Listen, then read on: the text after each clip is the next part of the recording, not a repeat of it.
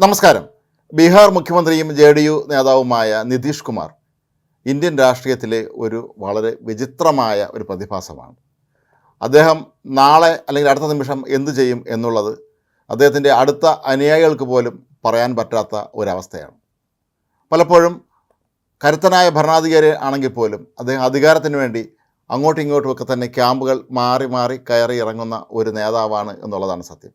കുറേ നാൾ മുമ്പ് രാജ്യത്ത് BJPക്കെതിരെ പ്രതിപക്ഷ കക്ഷികളെ ഒന്നിപ്പിക്കുന്നതിന് വേണ്ടി നിതീഷ് കുമാർ രംഗത്തിറങ്ങുന്നു. ഇന്ത്യ മുന്നണി എന്നൊരു മുന്നണി രൂപീകരിക്കുന്നു. എന്നാൽ നിതീഷ് കുമാർ വളരെ തന്ത്രപൂർവ്വം അതിൻ്റെ പദവികളൊന്നും തന്നെ അന്ന് ഏറ്റെടുത്തിരുന്നില്ല. നിതീഷ് കുമാർ കൺവീനറാകും എന്നൊക്കെയാണ് അന്ന് കേട്ടത്. പാറ്റ്നയിൽ വെച്ചായിരുന്നു ആദ്യ യോഗമൊക്കെ ചേർന്നത്. പക്ഷേ പിന്നീട് നമ്മൾ കാണുന്ന കാഴ്ച ഇന്ത്യ മുന്നണിയുടെ മുഖ്യ സംഘാടകനായ നിതീഷ് കുമാർ BJPക്കൊപ്പം ചേർന്ന് NDAയിൽ പോകുന്നതാണ്. അതിൻ്റെ അന്ന് അദ്ദേഹം പറഞ്ഞ ഒരുപാട് ന്യായങ്ങളുണ്ട്. അതിലേറ്റവും പ്രധാനപ്പെട്ട കാരണങ്ങളിലൊന്ന് ബീഹാർ മുഖ്യമന്ത്രിയായിരുന്ന കർപ്പൂരി ഠാക്കൂറിന് കേന്ദ്ര സർക്കാർ ഭാരതരത്ന ബഹുമതി പ്രഖ്യാപിച്ചതായിരുന്നു. ഏതായാലും ഇന്ത്യ മുന്നണിയിലെ ഘടകകക്ഷികളെ മുഴുവൻ നിതീഷ് കുമാറിൻ്റെ ഈ ചാട്ടം ഞെട്ടിപ്പിച്ചു എന്നുള്ളതാണ് സത്യം. ഇന്നലെ വരെ ശത്രുവായിരുന്ന ആളോട് ഇന്ന് പെട്ടെന്ന് സൗഹൃദം സ്ഥാപിക്കാൻ അദ്ദേഹത്തിന് അസാമാന്യമായ ഒരു കഴിവ് തന്നെയുണ്ട്.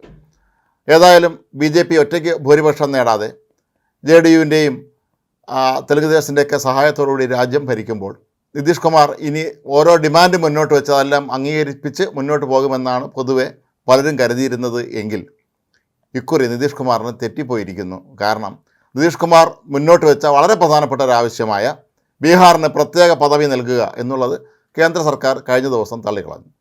കാരണം അങ്ങനെ ഒരു സംസ്ഥാനത്തിന് മാത്രമായി പ്രത്യേക പദവി കൊടുക്കുമ്പോൾ മറ്റ് സംസ്ഥാനങ്ങളും ഇതേ ആവശ്യം ഉന്നയിച്ച് രംഗത്തെത്തും. നിതീഷ് കുമാർ ഈ ആവശ്യം ഉന്നയിച്ചതിന് തൊട്ട് പിന്നാലെ തന്നെ ഒഡീഷ സർക്കാരും തങ്ങൾക്കും പ്രത്യേക പദവി വേണമെന്ന് ആവശ്യപ്പെട്ടു. മറ്റ് പല സംസ്ഥാനങ്ങളും ഇക്കാര്യം ആവശ്യപ്പെട്ട് മുന്നോട്ട് വന്നു. ഏതായാലും ഇതൊന്നും തന്നെ കൊടുക്കാൻ കഴിയുകയില്ല എന്ന് കഴിഞ്ഞ ദിവസം കേന്ദ്ര ധനകാര്യ സഹമന്ത്രി തന്നെ ലോക്സഭയിൽ വ്യക്തമാക്കിയതാണ്. എല്ലാ കാര്യങ്ങളും വിലപേശി നിതീഷ് കുമാർ നേടിയെടുക്കും, അതല്ലെങ്കിൽ ചന്ദ്രബാബു നായിഡു നേടിയെടുക്കുമെന്നൊക്കെയാണ് നമ്മൾ പൊതുവെ കരുതിയിരുന്നത്. എങ്കിലും നരേന്ദ്രമോദിയോട് ഈ കളിയൊന്നും നടക്കില്ല എന്ന് ഇപ്പോൾ മനസ്സിലായ ഒരവസ്ഥയിലാണ് കാര്യങ്ങൾ മുന്നോട്ട് പോകുന്നത്.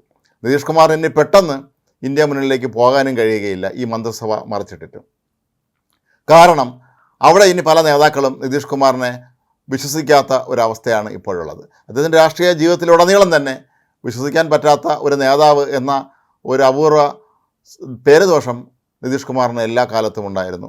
അതിൻ്റെ ഭാഗമായിട്ട് തന്നെ ആയിരിക്കാം ഇപ്പോൾ ഈ മറികടന്ന ചാടലിനെയും അന്ന് ഇന്ത്യ മുന്നണിയിലെ നേതാക്കളൊക്കെ തന്നെ വിശേഷിപ്പിച്ചത്. എന്നാൽ ഇവിടെ സംഭവിച്ചത് നിതീഷ് കുമാറിൻ്റെ എല്ലാ പ്രതീക്ഷകളെയും തെറ്റിച്ചുകൊണ്ട് BJPക്ക് ഒറ്റയ്ക്ക് ഭരിക്കാൻ ഭൂരിപക്ഷം ലഭിക്കാതെ വരികയും ഇന്ത്യ മുന്നണി താൻ മുൻകൈയെടുത്ത് സ്ഥാപിച്ച ഇന്ത്യ മുന്നണി വളരെയധികം സീറ്റുകൾ നേടി, ഉത്തർപ്രദേശിൽ പോലും മികച്ച വിജയം നേടി ശക്തമായ പ്രതിപക്ഷമായി പാർലമെൻറ്റിൽ എത്തുന്നതുമാണ്.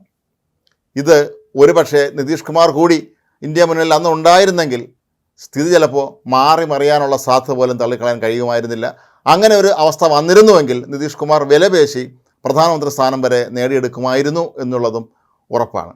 ഇനിയിപ്പോൾ തൽക്കാലം NDA താവളത്തിൽ മുന്നോട്ട് പോവുക മാത്രമാണ് നിതീഷ് കുമാറിന് ചെയ്യാൻ കഴിയുന്നത്. അതല്ലാതെ അദ്ദേഹത്തിൻ്റെ സ്ഥിരം ശൈലിയിലുള്ള ഈ വിലപേശൽ തന്ത്രം BJP നേതാക്കളോട് നടക്കില്ല എന്ന് നിതീഷ് കുമാർ മനസ്സിലാക്കി തുടങ്ങിയിരിക്കുന്നു. മാത്രമല്ല ഇനി അവിടെ നടക്കാൻ പോകുന്ന നിയമസഭാ തെരഞ്ഞെടുപ്പിലൊക്കെ തന്നെ ഇത് അദ്ദേഹത്തിന് വലിയ പ്രശ്നമാകാൻ സാധ്യതയുണ്ട്. കാരണം നിതീഷ് കുമാർ വളരെ ശക്തനാണെന്നും കേന്ദ്ര സർക്കാരിനെ സ്വാധീനിച്ച് എല്ലാം നേടിയെടുക്കാൻ കഴിവുള്ള ഒരാളാണ് എന്നുമുള്ള ആ ഒരു വിശ്വാസത്തിന് തന്നെയാണ് കഴിഞ്ഞ ദിവസം ലോക്സഭയിൽ കനത്ത തിരിച്ചടി നേരിട്ടിരിക്കുന്നത്. ഇതുപോലെ ഇനിയും ആവശ്യമില്ലാത്ത ഓരോ ഡിമാൻഡുകളുമായി എത്തിയാൽ BJP ഒരിക്കലും അത് അംഗീകരിക്കുകയില്ല എന്ന് ഇപ്പോൾ വൈകിയെങ്കിലും നിതീഷ് കുമാർ മനസ്സിലാക്കി തുടങ്ങിയിരിക്കുന്നു. ഏതായാലും നിതീഷ് കുമാറിന് നല്ലൊരു അടി കൊടുത്ത, അല്ലെങ്കിൽ ഫാസ്റ്റ് സ്ട്രോക്ക് എന്ന് നമ്മൾ പറയാവുന്ന രീതിയിലുള്ള അടി കൊടുത്ത സന്തോഷത്തിലായിരിക്കാം ഒരുപക്ഷെ BJP നേതാക്കൾ.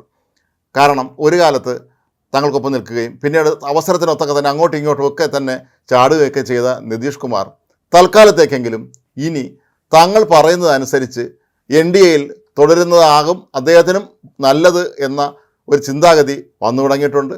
അതുകൊണ്ട് തന്നെ നിതീഷ് കുമാർ ഇനി അങ്ങോട്ട് വലിയ തോതിലുള്ള ഡിമാൻഡ് വയ്ക്കാനുള്ള സാധ്യതകൾ കുറയുകയാണ്. ഒപ്പം സർക്കാരിൻ്റെ പിന്തുണ പ്രഖ്യാപിച്ച തെലുങ്ക് ദേശത്തിനും ഒരു പരിധിവരെ ഇതൊക്കെ തന്നെ ബാധകമാണ് എന്ന് നമുക്ക് മനസ്സിലായി തുടങ്ങി.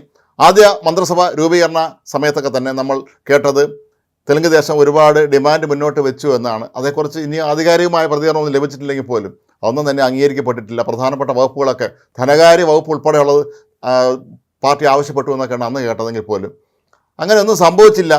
പ്രധാനപ്പെട്ട ചില വകുപ്പുകൾ കിട്ടിയെന്നുള്ളതൊഴിച്ചാൽ ഈ രണ്ട് ഘടകകക്ഷികളെ, അതായത് നിതീഷ് കുമാറിൻ്റെയും ചന്ദ്രബാബു നായിഡുവിൻ്റെയും ട്രാക്ക് റെക്കോർഡ് അത്ര നല്ലതല്ല എന്ന് വ്യക്തമായി അറിയാവുന്ന BJP നേതൃത്വം ഇക്കാര്യത്തിൽ ഒരു കർശന നിലപാട് കൂടി സ്വീകരിച്ചതിൻ്റെ ഭാഗമായിട്ട് തന്നെ ആയിരിക്കാം നിതീഷ് കുമാറിൻ്റെ ഈ ഒരു ആവശ്യം തള്ളിക്കളഞ്ഞിരിക്കുന്നത്. നാളെ തെലുങ്ക് ദേശത്തിനും ഇതൊരു പാഠമായിരിക്കും.